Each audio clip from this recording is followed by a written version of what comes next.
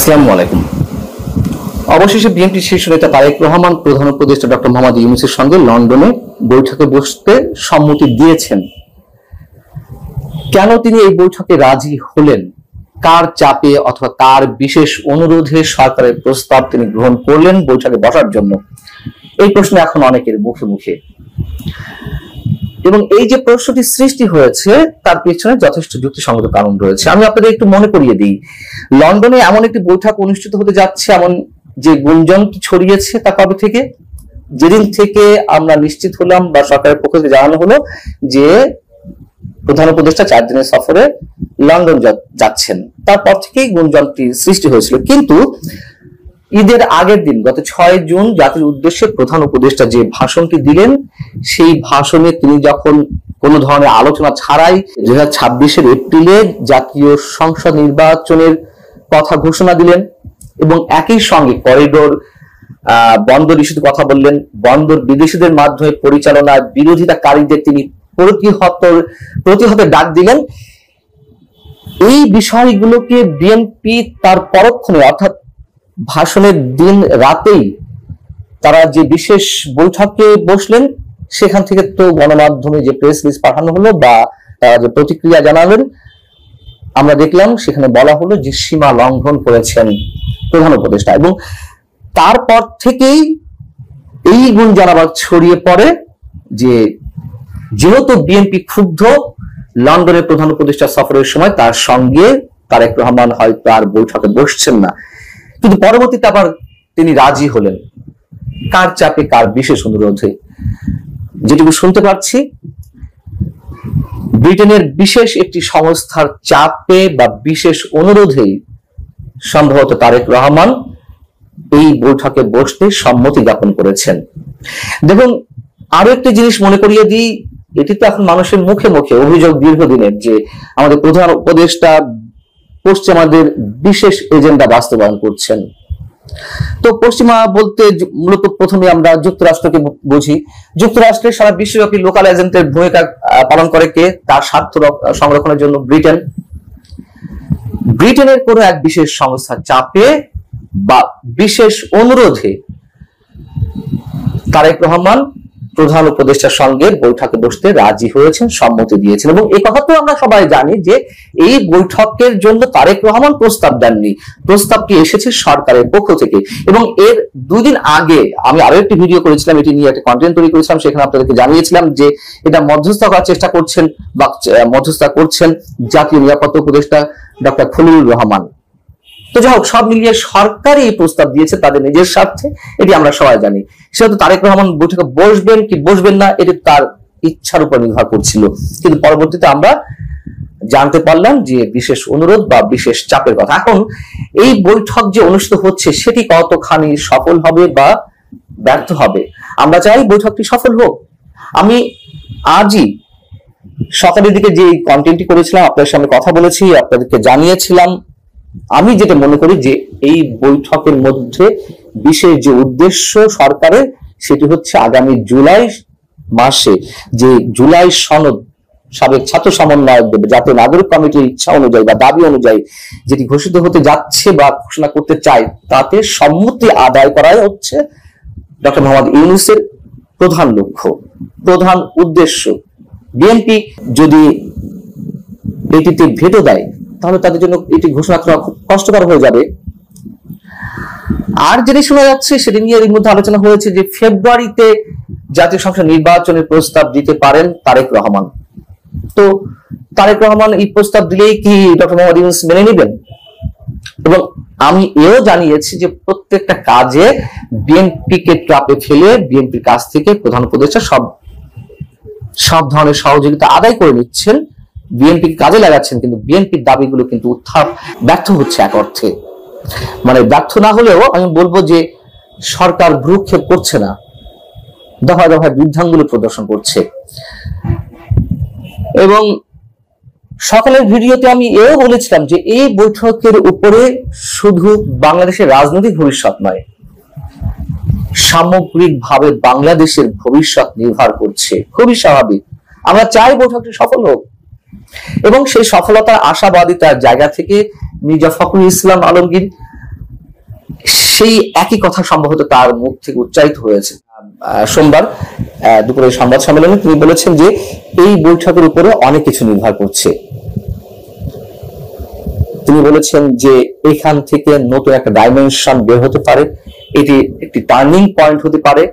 এবং তিনি এও বলেছেন যে বাংলাদেশের রাজনৈতিক যে সংকটগুলো রয়েছে সেগুলোই এই বৈঠক ইতিবাচক ভূমিকা রাখতে পারে অবশ্যই, সে কথা আমরাও বলেছি।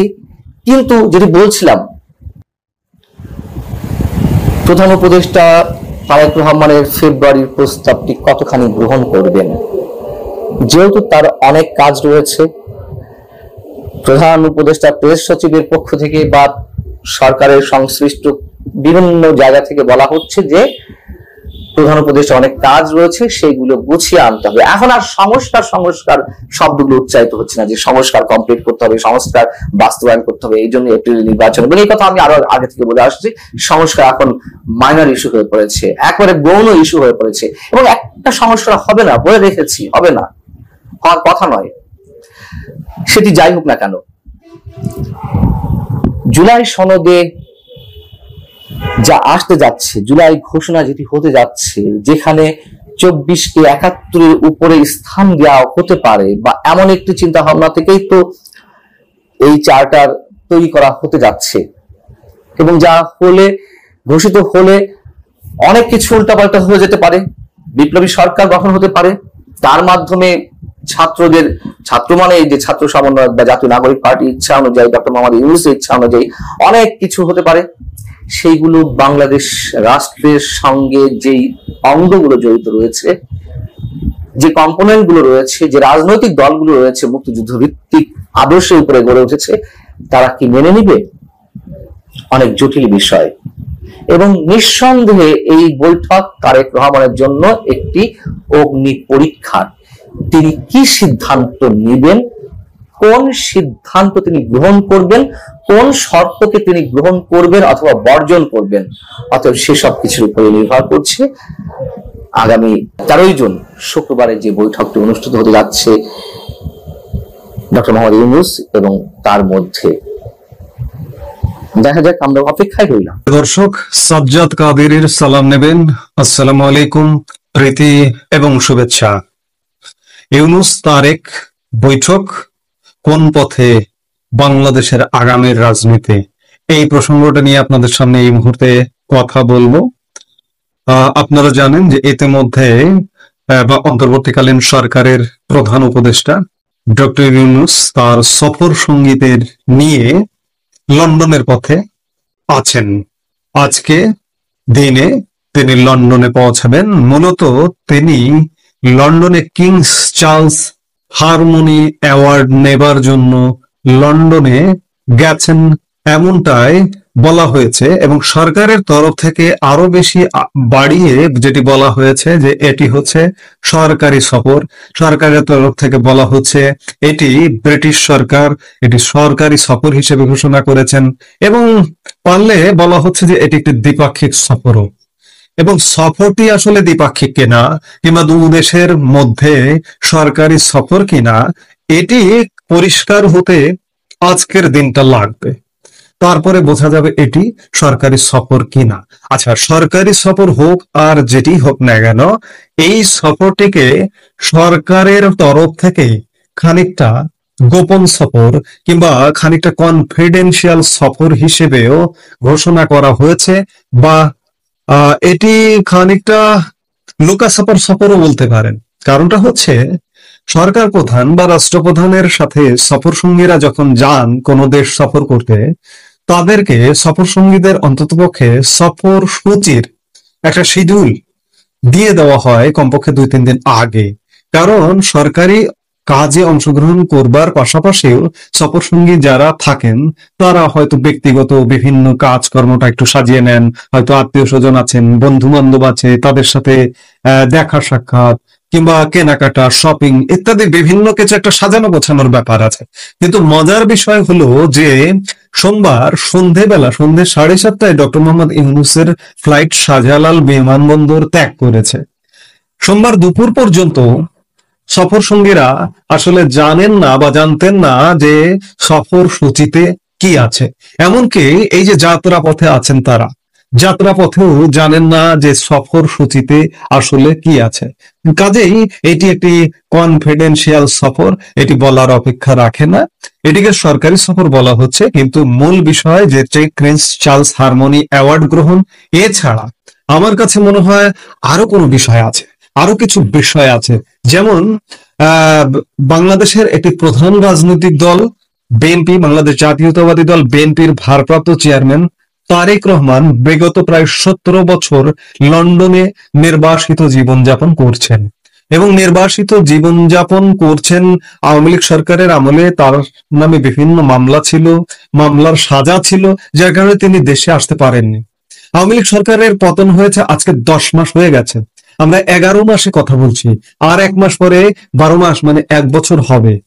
আজও লন্ডনে অবস্থানরত তারেক রহমান দেশে ফিরতে পারেননি।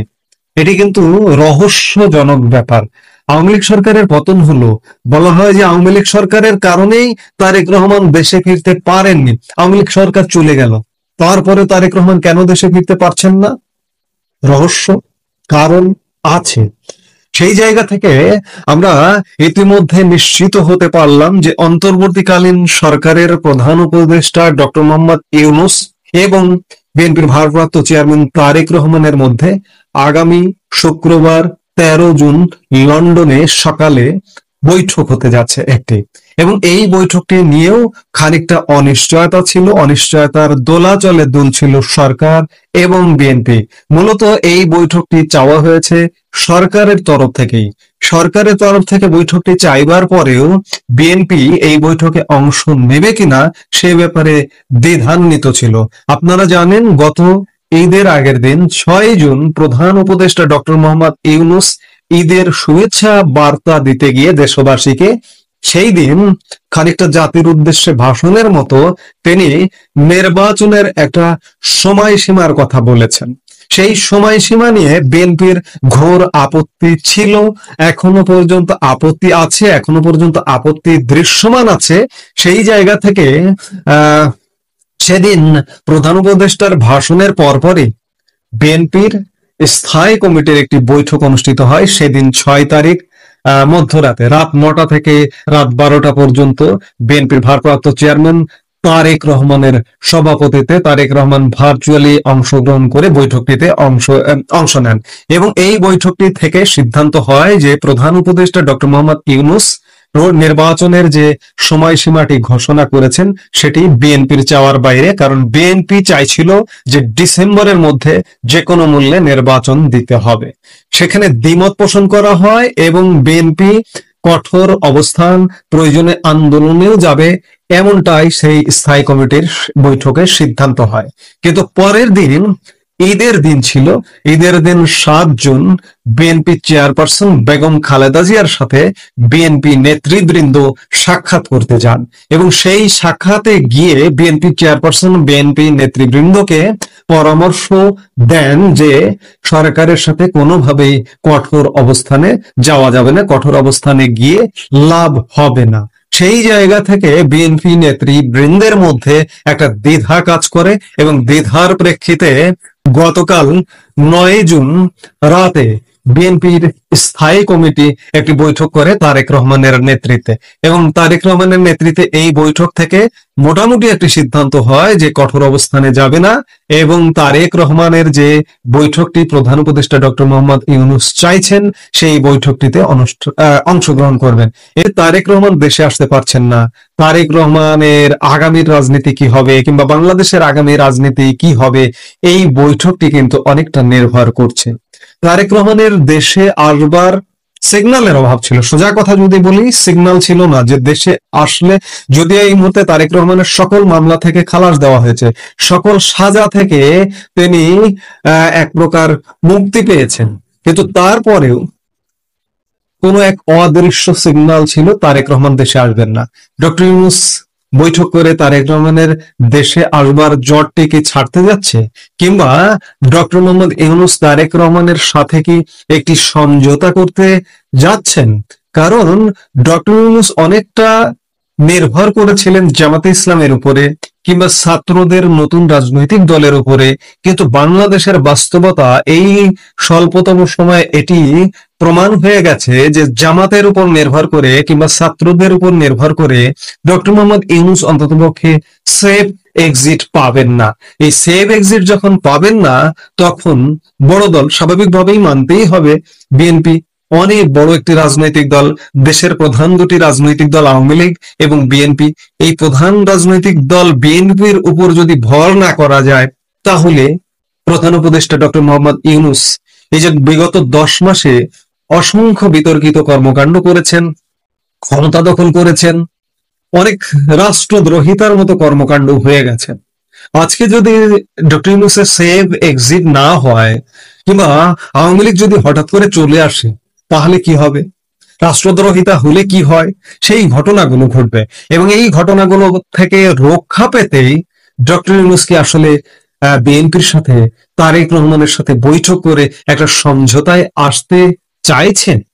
যদিও বলা হচ্ছে যে এটি প্রিন্স চার্লস হারমোনি অ্যাওয়ার্ড কিংবা দ্বিপাক্ষিক সফর, তার থেকেও গুরুত্বপূর্ণ মনে হচ্ছে যে যেহেতু একটা সফরের সুযোগ পাওয়া গেছে, ডক্টর ইউনূসের ভাবনাটা এমন হতে পারে যেহেতু সফরের সুযোগ পাওয়া গেছে, তারেক রহমানকে দেশে আসার ব্যাপারেও নানা পক্ষের একটা নেগেটিভ সিগন্যাল আছে, যে বাধা আছে, তাহলে ইউকে তে গিয়ে তারেক রহমানের সাথে বৈঠক করি, বৈঠক করে একটা সমঝোতা করি, তারেক রহমানের দেশে আসবার পথটা উন্মুক্ত করে দেই এবং আগামীতে যদি বিএনপি ক্ষমতায় যায়, বিএনপির হাত ধরে অন্ততপক্ষে আমি নিরাপদে এই বিগত 10 মাসে আমি যে কর্মকাণ্ডগুলো করেছি, এই কর্মকাণ্ডগুলোর স্থায়িত্ব দিতে হবে। যেমন তিনি তার কর্ম মওকুফ করে নিয়েছেন, কর ফাঁকের মামলা থেকে নিজেকে নিবৃত্ত করেছেন, গ্রামীণ ব্যাংকের ট্যাক্স হলিডে ফ্যাসিলিটিস নিয়েছেন, গ্রামীণ ব্যাংকের মালিকানা পরিবর্তন করেছেন, নিজের নামে রিক্রুটিং এজেন্সির লাইসেন্স নিয়েছেন, নিজের প্রতিষ্ঠানের নামে নিজের লোকজনকে দিয়ে বিশ্ববিদ্যালয়ের লাইসেন্স নিয়েছেন, ইত্যাদি নানা রকম কর্মকাণ্ড করেছেন 10 মাসে।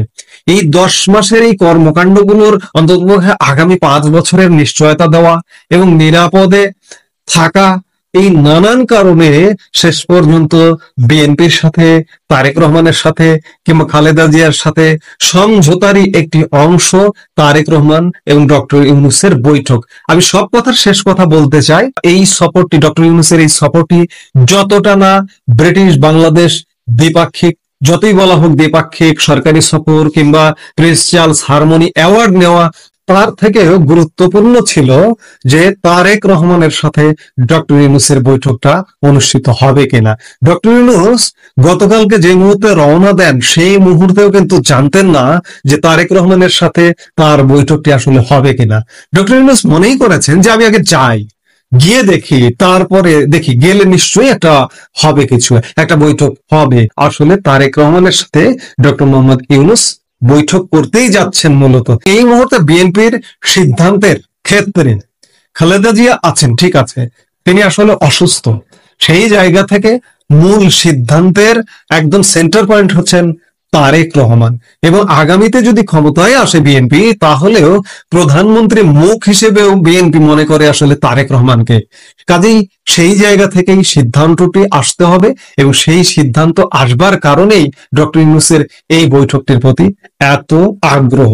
এখন বোঝা যাবে এই বৈঠকটির পরেই কি হতে যাচ্ছে, বিএনপির সাথে সমঝোতা হতে যাচ্ছে কিনা, কিংবা বিএনপি যে ডিসেম্বরে নির্বাচনের একটা দাবি নিয়েছিল, সেই দাবি থেকে পিছু হটে এপ্রিলকে মেনে নেয় কিনা, তারেক রহমান দেশে আসছেন কিনা, এবং এরকম নানা বিষয়। অর্থাৎ আগামী 13 তারিখের বৈঠকটির পরেই বোঝা যাবে যে বিএনপি এবং সরকারের সহ অবস্থান নাকি অবস্থানটা দূরে সরে যাচ্ছে।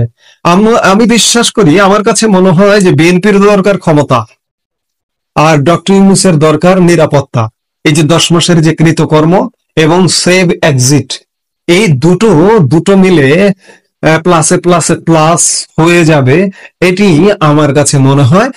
আগামীতে কি ঘটছে কিংবা বৈঠকটি থেকে কি ফলাফল আসছে, সেটি দেখবার জন্য আমাদের নিঃসন্দেহে অপেক্ষা করতে হবে। আমরা অপেক্ষা করি এবং দেখি।